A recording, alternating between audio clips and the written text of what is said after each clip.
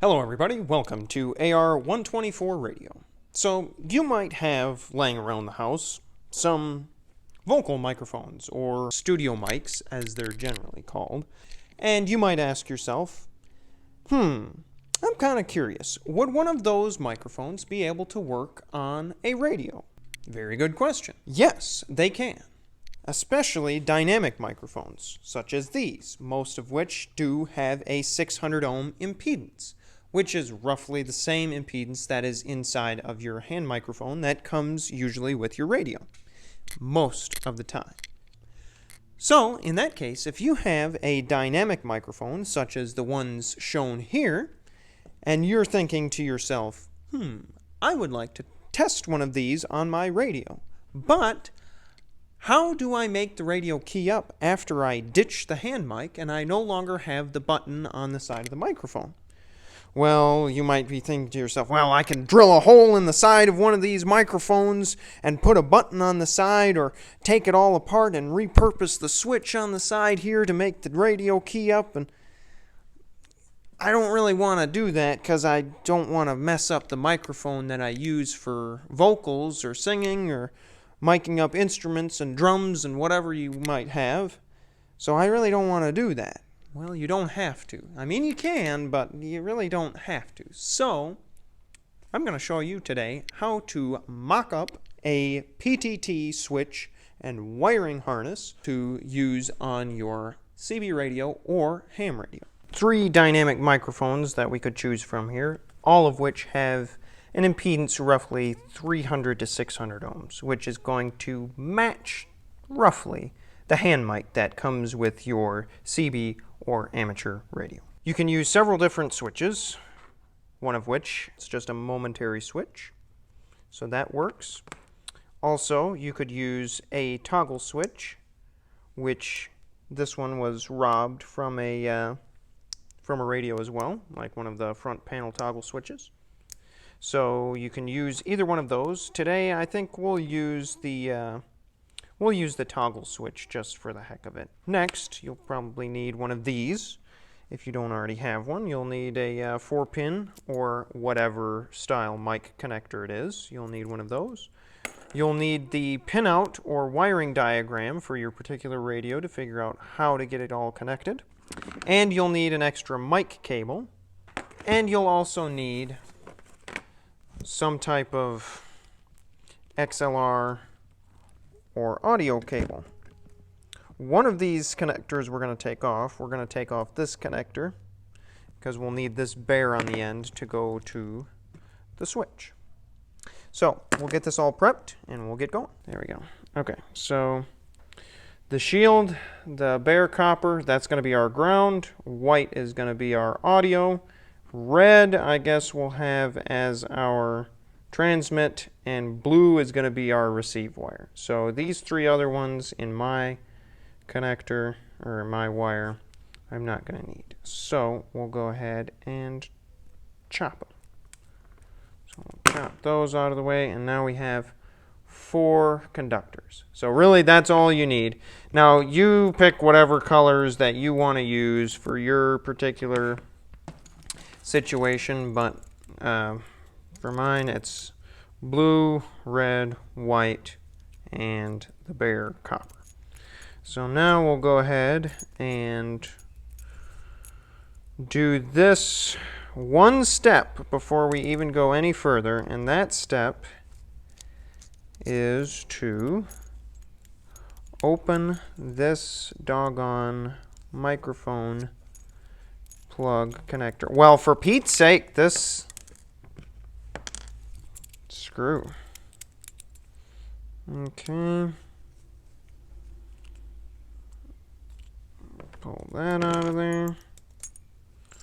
Pull that just like that. And tell me, everybody has made this mistake that all of you have forgotten to put that on there. So anyway, we'll tin this up, make sure everything's good. Got this all ready to go, and we'll get this soldered up and we'll show you how to get it going.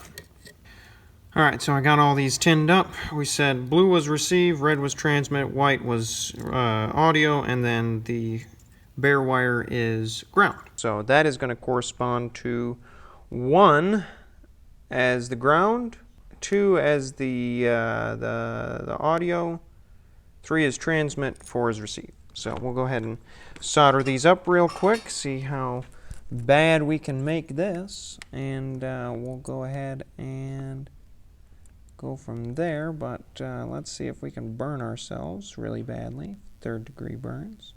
Oh yeah, yep, that's doing well. Alright, that'll work good enough for this demonstration. So we'll put blue on there as the receive wire. Kind of bend that in where it needs to be. Melt the insulation there with it.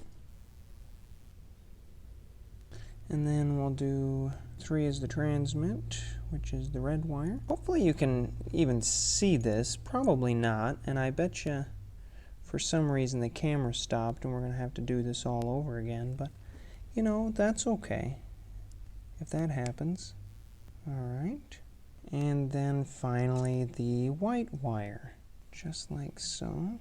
Okay, so now that we have all of our wires on, as you can see, that's working, and that all corresponds to the 1, 2, 3, 4. As you can see, 1 is the ground, 4 is the receive, 3 is the transmit, and 2 is the audio. Alright, so now we're going to test the switch. I've got all of our ends prepped for this side. I've got that one on there. And I've got the XLR cable prepped and everything. Now we've just got to figure out how our switch works so that we can put all of the things on the right pins, all the wires. So I've got the common right there on the white thing, and we'll go ahead and touch to that one and see if it does the deal, which it does. So it connects that center one that the white piece is on to the far one that the red probe is on when it's like that, so pushed up. Oops. Try and keep that on there without slipping off.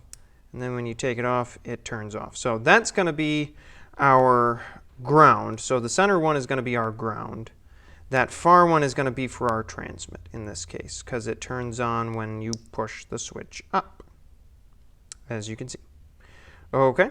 And the multimeter is on the continuity setting, so just a 2000 scale works just fine. Basically, you just need to figure out if there's continuity when you flip the switch. So just like that.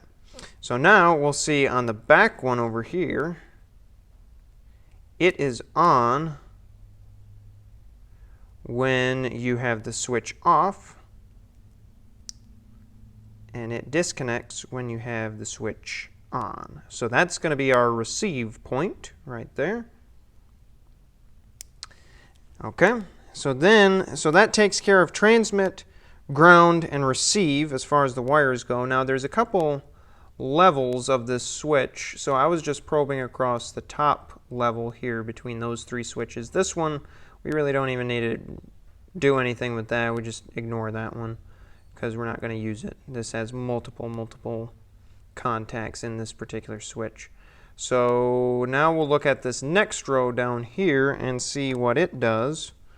So we'll connect our white probe thing to that, make sure it doesn't touch anything else. Kind of hard, but anyway. So now we'll probe against this one, and if I'm thinking right, this one is going to become active when we turn the switch on, and in that case, yeah, it does, as you can see.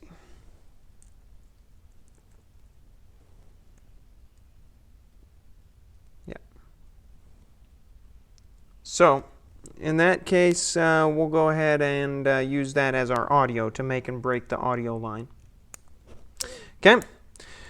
So, in that case, I'll try and put together a little diagram sheet thing that you can see with this, but it's going to be audio side 1, to audio side 2.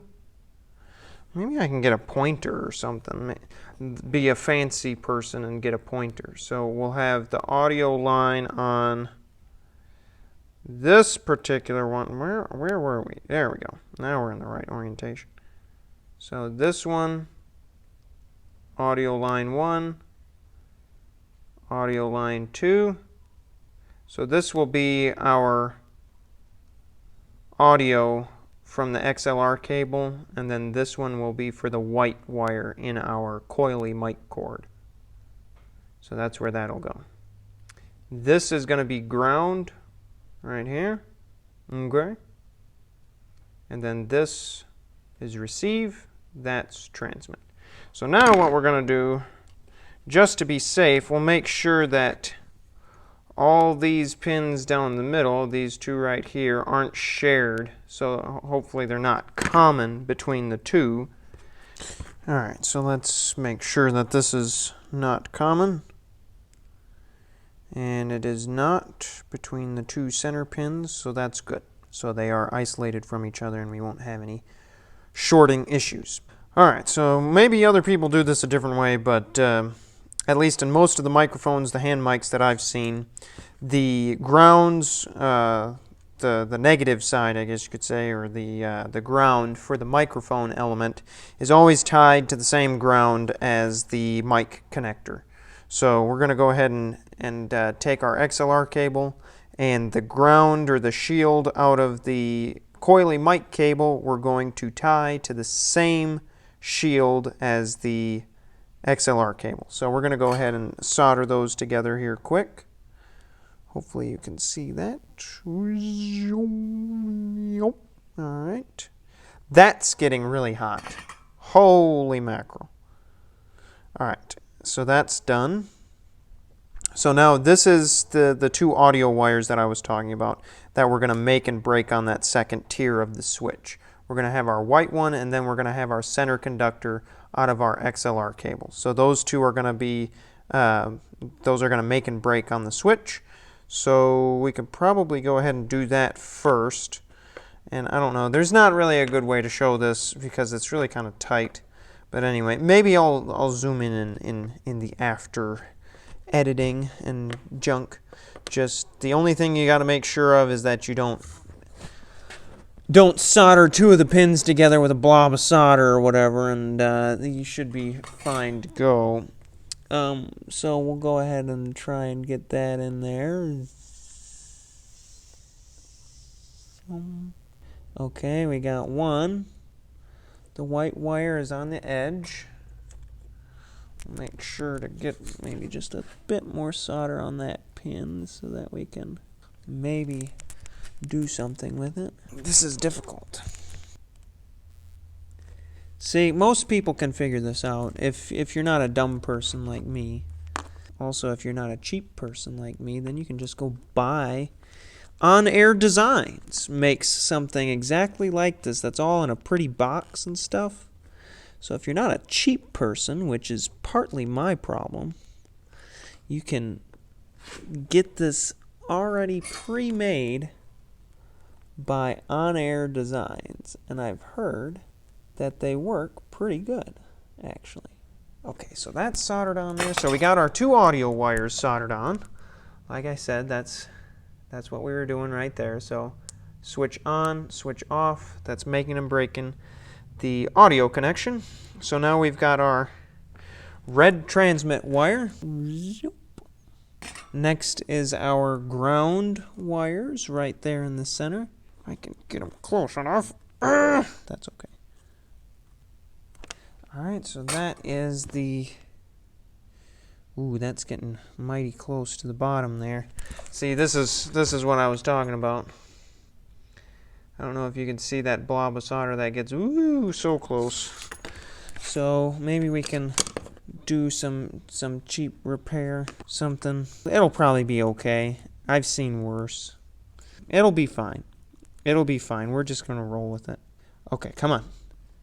Get on the thing and stay there. Alright. There we go. That should work. So now we've got it all wired up. We got our transmit, receive, ground, and our 2 audio wires. That should take care of everything we need. Okay, so after having put our thing together, our switch, we will try to find, well, we're not going to try and find a zip tie in there for now. We have our XLR connector. That'll go into our XLR connection right here. So we'll put this on, just like so. Okay, and we've got our sacrificial radio, just in case this decides not to work.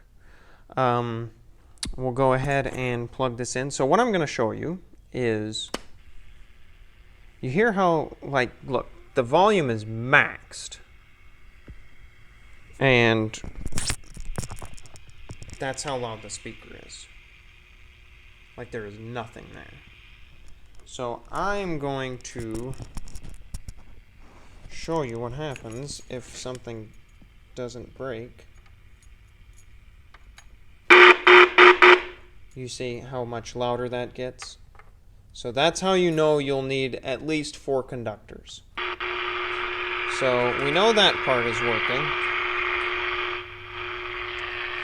So now we'll go ahead and try the transmit. Okay, it's working. See there? It's working. I keep switching it the wrong way because it's like... So you see? Okay, so let me... Okay. Let's get a radio check. Hello, is this working here? Could I please get a radio check, please?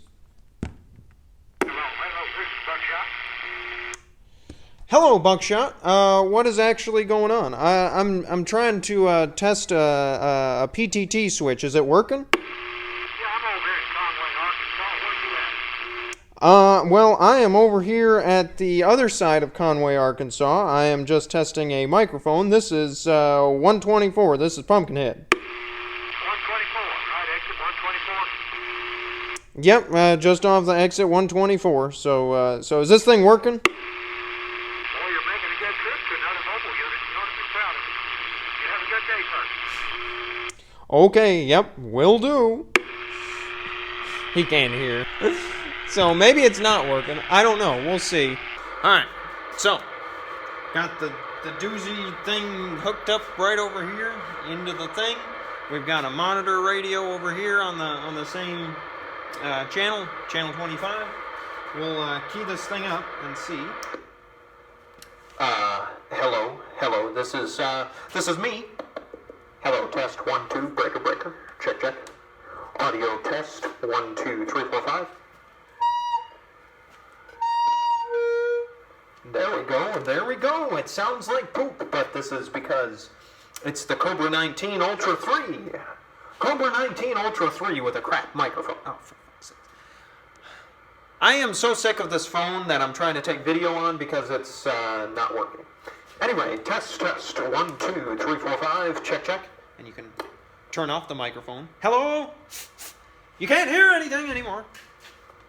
Hello? I'm testing the microphone. Check. 1, 2, 3, 4, 5. Breaker. There we go. So that gives you an overview of how to make this wiring harness to use a studio microphone on any type of Cobra. As you saw, it works on a Cobra 19 Ultra 3. It will also work on a Cobra 29 Ultra whatever, any of these other smaller radios. Also, Cobra 29 LTD Classic it'll work on. So just about any Cobra Uniden Galaxy this will work on. And what you end up with is kind of a 2-wire harness thing with a switch on the end. Now, like I said, On-Air Designs make something a lot nicer, but if you're a cheapskate like I am, then this will do just as well, if not better. So, there you go. Now, don't be afraid to break things and make your own stuff. Bye for now.